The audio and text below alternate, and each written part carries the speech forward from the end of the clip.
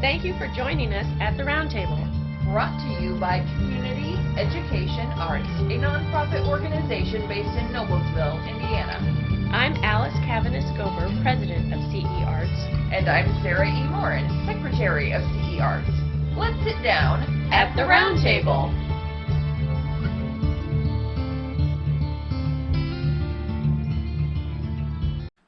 Welcome back to our creative placemaking series. This time we're going to identify elements for your creative placemaking project. We are so corny. Absolutely. But we do have fun. So we're going to start at home. We want you to look at your community for inspiration. And Alice and I came up with the following list. Look at what is your community's history? What put it on the map in the first place? What is it doing now? 2, what is it known for, past and present? So is it industrial? Is it agricultural? Is it transportation focused, urban, rural? You know, what is the situation demographically, ethnically, racially? Is it diverse? Is it not diverse? Look at what it's known for. And number 3, how do you want the world to see your community? And think world, think global, think big. Go ahead. No, that's fine. No, because we've been working hard on that, yeah. Right. And that answer may emphasize the historical context, or maybe you want to change how it's perceived. Yeah. But basically you need to have a goal in mind. And number 4, how can all of that, those that we just talked about, be turned into an arts project? What types of arts projects fit with your vision for the world's perception of your community? And keep several end product options in mind at this point. Basically, after you've discussed all that stuff, that will help you identify the end product that you're going to produce. Yes, and in the next couple of episodes, we're going to share some information about 2 of our arts projects as examples that speak to some of those considerations. The 2 projects are our annual submissions-driven book publication, the Polk Street Review, and you get the first look at the 2020 edition Ta-da. with its lovely new colorful cover that, hey, looks just like that painting. Awesome! And guess who made it? For those of you who are not watching the video, that was Alice. That was Alice, yeah. And if you're not watching the video, you don't get to see the book cover. Okay. And the other project that we do every year is our annual classic literature-based project, NICE, Noblesville Interdisciplinary Creativity Expo. So, Sarah E., let's start with the discussion. Let's start the discussion by looking at issues in the community and our project, the Polk Street Review. Right, and this was my favorite part of putting together this episode, was thinking through what is it that we're really addressing with Polk Street Review? What community need are we addressing? What makes it relevant? Right, exactly. You know, why would people want to buy this book? Right. You know? Hey, it's hopefully we have positive answers. Right, yes. Because, I mean, it's cool to get people in print, absolutely. Yeah. But yes, what else is it addressing? Yeah. And so the way I phrased that in my head was, what issue is Hamilton County facing right now? Because Noblesville is part of Hamilton County. Yep. And how does the Polk Street Review address it?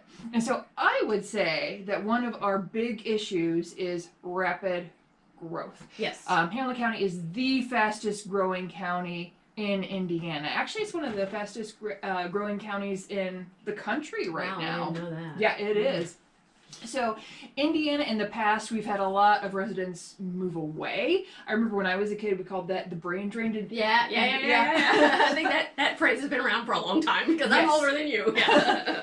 I always kind of liked it. It was nice alliteration or rhyming there. Yeah, brain drain. Right. But we have started in some pockets of Indiana to kind of have the opposite. So we now have people moving into the state. And so some counties are growing now. And by, I think it was 2050, Hamilton County is going to be like second largest in Indiana. Yikes. And so that comes with pros and cons. Yes, exactly. I mean, I am responsible for part of that boom because right after college, I moved up here, and now I'm in an apartment where I look outdoors, and it's a mixed blessing because there's construction going on starting at 7 in the morning, but there's also a beautiful new amphitheater, and I can hear music from my back porch. Yeah. And so, you know, that transition that this county is in and the huge influx of growth that we've had. Yeah. You're so funny, responsible for the boom.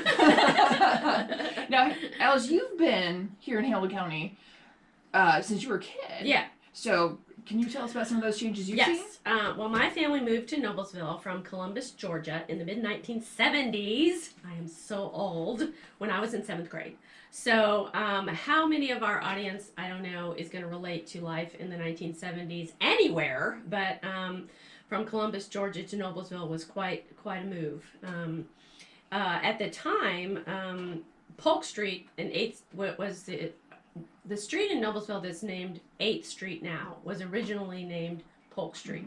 And it had historic heritage railroad tracks running alongside and down the middle of it. Freight trains ran, several times a day back in the 70s, as well as the tourist trains like the one that went to the State Fair. Those ran all the time. Old Town Noblesville, which is what we call the kind of, now it's called the Cultural Arts District, kind of around the historic Courthouse Square. It had a lot of charm, Old Noblesville, but not many of the older homes back in the 70s and 80s were restored the way they are now. And suburban neighborhoods were springing up everywhere, just outside of the main part of downtown Noblesville, And my family moved into one of those on the city's south end off of Allisonville Road, if you're familiar with the area. Back in the 70s, when we moved up here, I would have to say Noblesville was not a very diverse city. People described Noblesville in those days as one of the white flight kind of suburbs of Indianapolis, similar to Carmel. Not the best appellation, not real proud of that, but on a more positive note, Noblesville at the time then had a genuine great small town atmosphere. That historic Courthouse Square was kind of like the hub. It was, there aren't very many old courthouses like that around. It's beautiful. And it was the tallest building in town. You could see the beautiful top of it from miles away in every direction. The old courthouse was actively used for the seat of Hamilton County, so it had all the court proceedings and city offices, Noblesville city offices, until 1992, when the new judicial center was built. Now, see, that tells my age, because to me it's still the new judicial center, and it was built in 1992. So the new judicial center took out an entire string of businesses on the square's west side. So everything that was over there, including there was a bar, there was, I don't even know what else there was. I know there was a bar because I went to it. When I'd come home from college, we'd go to the bar, the club. But all those are gone. And at the same time, in the 90s, city government offices moved to a wonderful old brick building on the corners of Connor and 10th Street, a building that up until that time had been the Noblesville Library. And I worked in that library briefly in the 1980s, by the way, just a little personal history there. The old building was renovated and expanded, and a second parking lot was put in where Clancy's Hamburgers used to be. And I mention Clancy's because I know some of the audience will be like, oh, Clancy's, we miss them so much. I mentioned all those development changes, the judicial center, the use of the old courthouse, the mayor's the city offices and the mayor's offices moving into the old library, which meant a new library was built, all that stuff, because they were all instigated by Noblesville's growth. Growth that had expanded exponentially through the 1970s, 80s, and 90s. And the growth and development we are seeing in Noblesville now and in Hamilton County in general is similar. For example, currently, last year the historic train tracks were torn out of 8th Street, and a high-rise parking garage is under construction 1 block off of the square that will, unfortunately and sadly, block from the southwest that beautiful view of the top of the historic courthouse building. These development projects, all in the name of growth, take away a little bit from that small town feel of our downtown district, but all change is not bad. Or I should say, not all change is bad. I don't know, I didn't say that very well. If anyone had told me back in the day that Noblesville would ever be a cultural arts district designated by the state of Indiana with support and a call for arts-related anythings, I would have said, no way. But here we are. Noblesville is a little more diverse and a lot more artsy than I could have ever imagined as a kid. So I'm just curious, Alice, from your own anecdotal observations, do you feel that Hamilton County is more ethnically, racially diverse? I think it is more than, especially in the 70s when we first moved up here. When I was in high school, junior high and high school, I think there were no Latino families that I can think of. Mm-hmm. There might have been one. There were 3 or 4 African American families. Mm-hmm. in my grade level. Now, if there were other, children in different grades that I was Sure. unaware of, I'm talking about. Yeah, I don't know about you guys. When I was in high school, I pretty much only knew like my grade and a couple grades up above and below me. That was it. So, and I don't remember any like Muslim people or not a lot of Asian people. So now I think there's a lot more diversity. I think we have a long way to go. Don't get me wrong. I think, especially Noblesville and probably other parts of Hamilton County, I think, European, white, Caucasian heritage is still dominant, way dominant. And, it would be nice if we could see, especially in local politics and everything, if we could see a little more diversity. For sure. Even just more women would be nice. Yeah. Sorry, but that's how I feel. I'm going to be honest. Anecdotal. I'm being anecdotal, But definitely, it's one of those things where as a kid you see, I moved up here from Columbus, Georgia, which was very racially mixed. I went to high school, I wasn't in high school there, junior high. Because we moved when I was in 7th grade. So the junior high and my grade school and everything was racially mixed. Segregation and desegregation had kind of occurred while I lived in Georgia. Georgia was one of the very last holdouts for desegregation. And I remember when the buses brought the first African American kids to our schools, and this was in the 70s. Right. That's way after Brown v. Board of Education, so it took a while.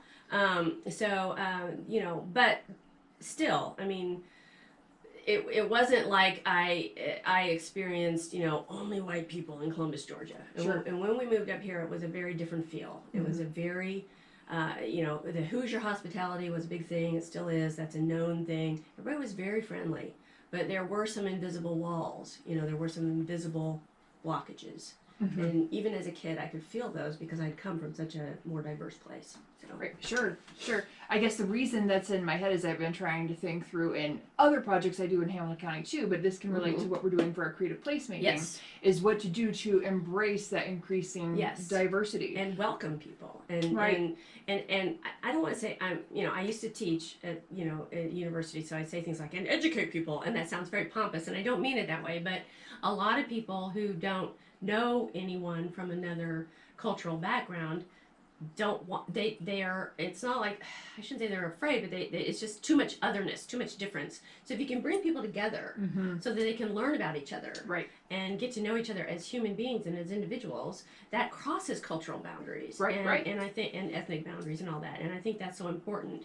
And when you're thinking about creative placemaking, you have to look at your community, see what color is it, or what colors are are there, and then try and see, is that all I have to work with, or can I expand? Can I make it different? Can my project impact a better identity or something? And I think that's not always going to be true for every community. A lot of communities are very embracing and very welcoming, and we also have to remember that it's not just about color. When you're talking about being inclusive, you're talking about people with disabilities. You're talking about it's all kinds of all kinds sexual of orientation. Sexual orientation. Yes, thank you for filling in my brain glitch there. Yeah. Right. But there's a lot that you want to look at and see. But if you don't know what your community looks like now, then it's going to be very hard to visualize what you want it to help it become. And that may or may not be part of your creative placemaking. Right. For us, I think it's always in our minds, and we want that inclusive kind of, learn about each other, know people as individuals and not stereotype and all that kind of thing. Sure. And so I think that's very important to us in our creative placemaking, but it may or may not fit in with your projects. Right. Yeah. Right. And sorry to lead us down this rabbit trail, that's what we're here for. Right. But yeah, that's one of the things that I have really loved about Poke Street Review is it does make a lot of voices. It gives them that platform. Yes, and I think people, especially people who like to write. Now we have in our Poke Street Review, we do have 3 categories, and one is poetry and song lyrics. One is images, so that would be artwork of any kind, and the third one is prose. So within those milieus, those genres, those mediums, whatever you want to call them, People love to express and tell stories. We get memoirs, we get incredibly just wrenching poems and heartfelt, it's like they really pour their hearts out in these things, and you get to see the real person, and a lot of different voices from age, from life experience, from, ethnic or cultural backgrounds. Right. It's really fascinating that people who are creative and artistic are able to give of themselves that way in those kind of private, personal parts of their lives, and share family stories and stuff. And so that to me is what makes a community strong. And I feel like that's one of the reasons the Polk Street Review is such a great creative placemaking project, because we're publishing people's stories, words, images, and that helps our community, I think, get stronger and stronger. So. Right.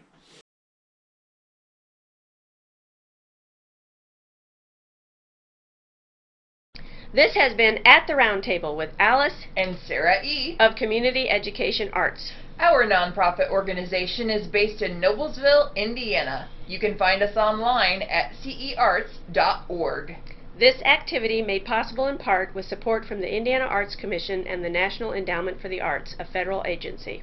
We'd like to thank James Weston for writing our intro music and for his technical savvy. Join us next time At the Roundtable.